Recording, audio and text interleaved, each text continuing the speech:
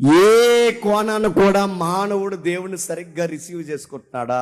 పుట్టినప్పుడు పశువులు తొట్టిచ్చాడు, ఆయన పుట్టిన తర్వాత పశువులు తొట్టించిన ఈ మానవుడు ఇప్పుడు చేస్తున్నది తెలుసా? దేవుణ్ణి చంపాలనుకుంటున్నాడు. గమ్మత్తడి చెప్పిన, నేను ఎప్పుడో చెప్పాను మెసేజ్లో, మళ్ళీ జ్ఞాపకం చేస్తున్నాను. ఏ రోజు మానవాళ్ళందరికీ రిప్రజెంట్గా ఉన్నాడంట. ఏ రోజు ప్లేస్లో నువ్వున్నా అలా చేస్తావు, ఏ రోజు ప్లేస్లో నేనున్నా అలానే చేస్తాను. మనందరి పక్షాన వాడు మన కోపాన్ని వ్యక్తీకరిస్తున్నాడు. అంటే దేవుడు ప్రేమిస్తే మానవుడు దేవుడిని ఏం చేశాడు?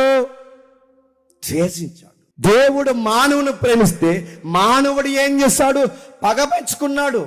దేవుడు మానవుని ప్రేమిస్తుంటే మానవుడు ఏం చేశాడు? శత్రువులాగే భావించాడు. సృష్టికర్త అయిన వాడు తనలాగే తగ్గించుకుని మానవుని దగ్గరికి వస్తే ఈ మానవుడి కోరిక ఏంటో తెలుసా? నువ్వు ఇంకా నాకు శత్రువే, నేను ఇంకా నిన్ను శత్రువుగానే భావిస్తున్నాను, శత్రువైన నిన్ను నేను చంపాలన్నట్టుగానే మానవుడే వ్యవహరించాడు. అందుకే వాడు చేసే పని ఏంటో చూడండి, సిలువ వేము, సిలువ వేము, సిలువ వేము. వాళ్ళ కేకలు ఎందుకు అలా వస్తుంది చెప్పండి? మానవుని గుండెల్లో ఉన్న కోరిక ఏంటి చెప్పిన? దేవుణ్ణి చెప్పండి చంపేయాలి, దేవుణ్ణి చంపేయాలి. వాడి కోరిక అది. మానవుని కోరిక తుష్టమైన కోరిక, బలమైన కోరిక.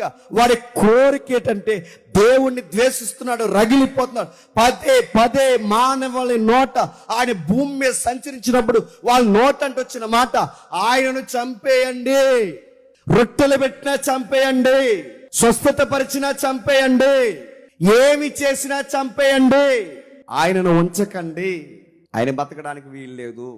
మాకు కళ్ళు ఇచ్చినా చంపేయండి, మాకు నోరిచ్చినా చంపేయండి, మాకు స్వస్థపరిచినా చంపేయండి, మమ్మల్ని ఏం చేసినా చంపేయండి. మానవుడికి తెలుసో తెలియకో వాడి గుండెల్లో రగిలిపోతున్న అతి భయంకరమైన అగ్ని జ్వాలల లాంటి కోరిక చంపేయాలను.